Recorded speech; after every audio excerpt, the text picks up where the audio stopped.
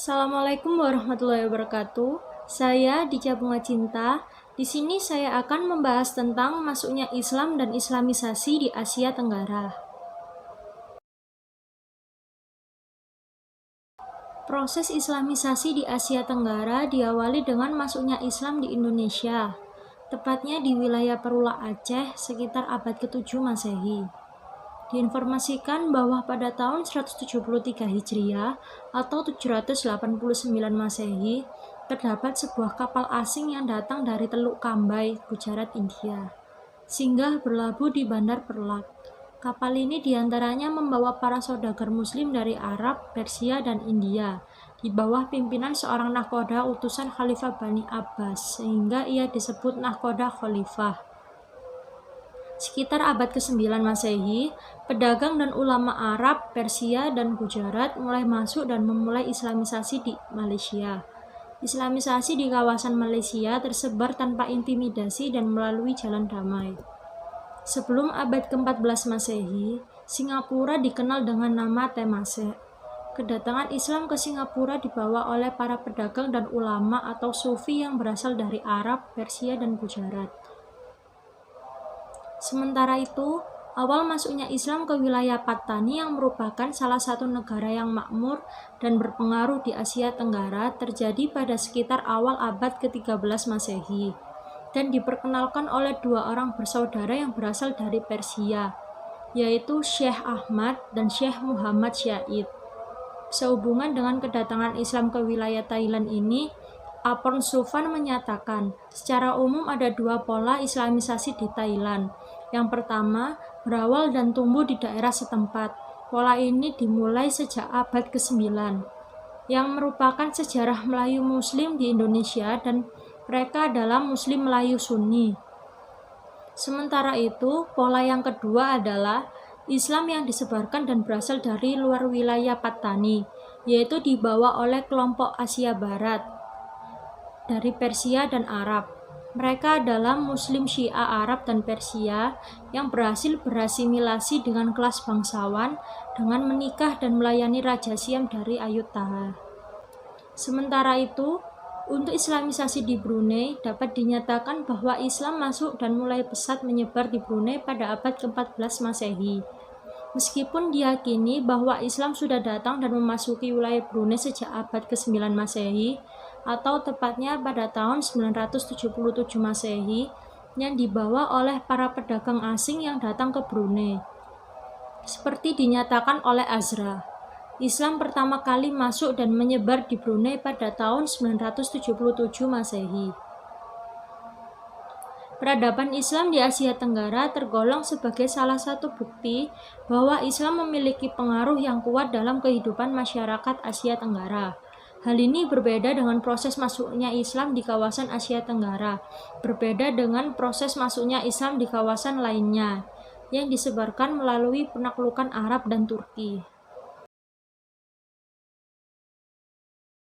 Pada umumnya, kedatangan Islam di Asia Tenggara diawali dengan interaksi pedagang pendatang dari Arab, India, Bengal, Cina, Iran, Yaman, Arabia Selatan, dan Gujarat, dengan masyarakat di kawasan kepulauan.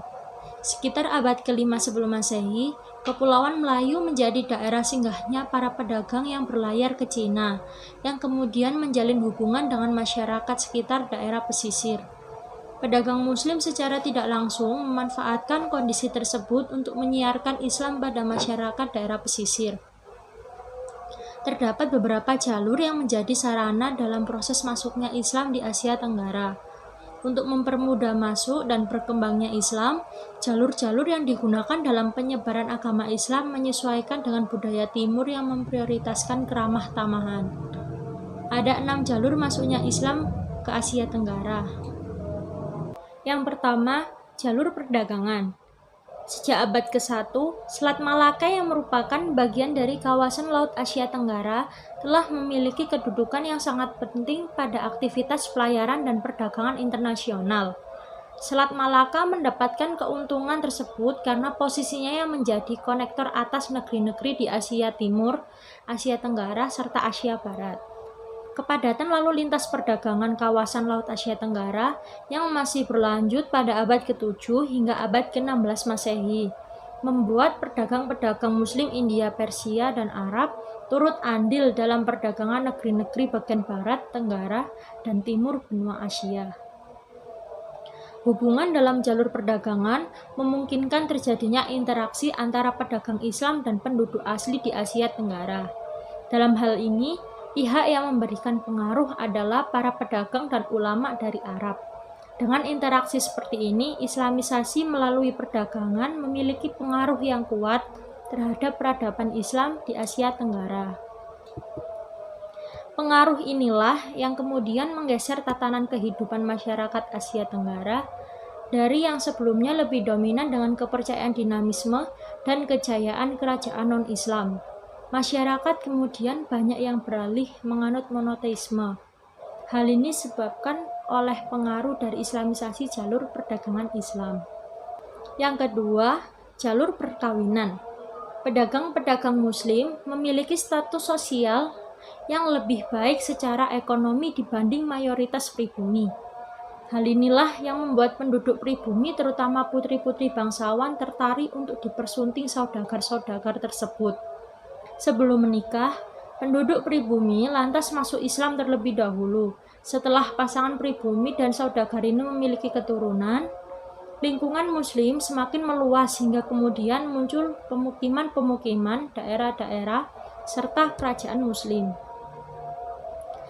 Seiring perkembangan waktu, mulai terdapat pula perkawinan wanita Muslim dengan laki-laki keturunan bangsawan.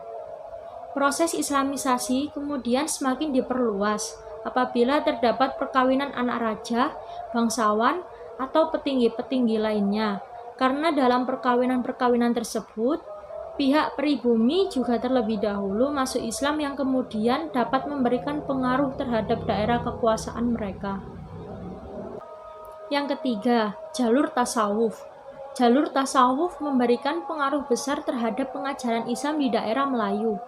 Menurut sejarawan, ajaran dan amalan tasawuflah yang menyebabkan menariknya Islam di Asia Tenggara dan berlakunya proses Islamisasi di Asia Tenggara. Teosofi yang diajarkan oleh pengajar-pengajar tasawuf dapat mudah berbaur dengan ajaran yang sudah lazim dikenal oleh masyarakat Indonesia sebelumnya. Para sufi memiliki kemampuan yang baik dalam hal-hal magis, juga memiliki kekuatan-kekuatan menyembuhkan. Melalui kesan yang hampir memiliki persamaan dengan apa yang mereka kenal sebelumnya dari apa yang mereka anut. Tasawuf membuat Islam yang diajarkan kepada penduduk setempat sebagai agama baru yang mudah dimengerti dan diterima. Yang keempat, jalur pendidikan. Masuknya Islam pada umumnya berawal dari pedagang Islam yang kemudian hidup berkelompok dalam beberapa tempat. Dalam tempat-tempat tersebut kemudian terbentuklah pusat-pusat perdagangan. Para pedagang tersebut kemudian membangun sebuah tempat sederhana berupa masjid di sekitar tempat persinggahan mereka untuk mereka gunakan sebagai tempat beribadah dan kegiatan sehari-hari, termasuk belajar ilmu agama. Sejak saat itulah yang membuat pengenalan Islam secara sistematis dan berlangsung di banyak tempat dan mulai timbul pendidikan Islam yang pada mulanya pembelajaran dilakukan di rumah-rumah, surau, masjid, dan kemudian berkembang menjadi lembaga-lembaga pendidikan seperti saat ini. Yang kelima, jalur kesenian. Salah satu contoh Islamisasi Asia Tenggara melalui jalur kesenian yang paling terkenal adalah wayang. Sebagian besar kisah pewayangan pada awal masa pengenalannya masih diambil dari kisah-kisah Mahabharata dan Ramayana. Namun, dalam pertunjukan tersebut akan disisipkan ajaran nama-nama pahlawan Islam. Di samping seni wayang, kesenian-kesenian lain juga dijadikan sarana Islamisasi, yakni karya-karya sastra seperti hikayat, babat, dan sebagainya, serta seni bangunan dan seni ukir. Yang keenam, jalur politik. Rakyat pribumi akan sangat terpengaruh apabila raja mereka memeluk Islam terlebih dahulu. Pengaruh politik raja sangat membantu tersebarnya Islam di daerah ini. Dalam beberapa kemenangan, kerajaan Islam dalam perang juga menarik penduduk kerajaan yang bukan Islam untuk masuk Islam. Teori masuknya Islam di Asia Tenggara ada 4. Yang pertama, ada teori India. Yang kedua, ada teori Arab. Yang ketiga, ada teori Cina. Dan yang keempat, ada teori Persia. Penyebaran Islam di Asia Tenggara tidak terlepas dari interaksi antara masyarakat di wilayah kepulauan dengan para pedagang Arab dan India. Pada abad ke-5 sebelum Masehi, Kepulauan Melayu telah menjadi tempat persinggahan para pedagang Cina atau sebaliknya. Dengan munculnya kerajaan Thalassocratic Sriwijaya di abad ke-7 dan kemampuan kerajaan ini untuk menjamin keamanan pelayaran Selat Malaka, membuat pelayaran dan jalur perdagangan internasional di wilayah ini kemudian menjadi lebih penting. Pada akhir abad ke-9, keterlibatan para saudagar Muslim dalam perdagangan kawasan ini membuktikan hal tersebut. Namun, dengan munculnya kekuasaan Kerajaan Malaka, Islamisasi Asia Tenggara mendapat dorongan baru.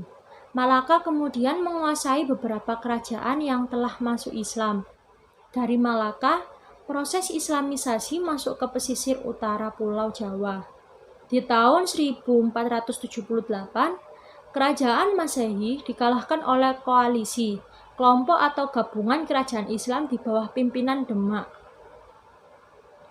Para penyebar agama Islam yang berasal dari Demak kemudian mengislamkan Banjarmasin di Kalimantan Selatan. Maluku menjadi wilayah Islam di tahun 1498. Pulau Mindanao diislamkan sedikit lebih awal, yaitu tahun 1460. Pada akhir abad ke-15, Brunei telah masuk Islam. Dari Sulu dan Mindanao, Islam menyebar ke wilayah utara Filipina, dan berdirilah kerajaan Islam di sana. Bahkan, Manila berada di bawah kekuasaan Islam, yang kemudian dihancurkan oleh Spanyol pada tahun 1570. Kesultanan Brunei juga mengislamkan wilayah-wilayah yang berada dalam wilayah kekuasaannya. Sedangkan Makassar, yang menurut Lontara Bilang Gowatalo, menerima Islam pada tahun 1603. Pada gilirannya, kemudian mengislamkan Bugis serta penduduk Pulau Sumbawa dan Lombok. Bugis setelah menerima Islam, kemudian menyebarkannya ke Flores. Seluruh Jawa secara bertahap kemudian menerima Islam. Konsep Islam tentang kepemimpinan yang bersumber dari Islam mulai digunakan dan hukum Islam telah dilaksanakan setelah Islam menjadi agama resmi, meskipun tetap selektif. Seiring berjalannya waktu, masing-masing wilayah di Asia Tenggara membentuk lembaga-lembaga atau majelis-majelis yang melaksanakan pemerintahan dan membuat tatanan-tatanan peraturan yang menyangkut keislaman. Seperti yang dikemukakan oleh Kellner, bahwa tradisi besar Islam dapat dimodernisasi, cara operasionalnya dapat disajikan, bukan sebagai sebuah inovasi atau konsesi kepada pihak-pihak luar, tetapi sebagai kelanjutan dan penyelesaian atas sebuah dialog lama dalam Islam. Asia Tenggara atau Indo-Melayu merupakan salah satu dari sejumlah wilayah kebudayaan atau peradaban Islam, yaitu wilayah kebudayaan Islam Arab, wilayah Persia, wilayah Islam Turki, dan lain-lainnya, sebagai bagian integral dari kebudayaan atau peradaban secara keseluruhan. Sekian dari saya. Apabila ada salah kata atau perkataan saya yang kurang berkenan, saya mohon maaf. Wassalamualaikum warahmatullahi wabarakatuh.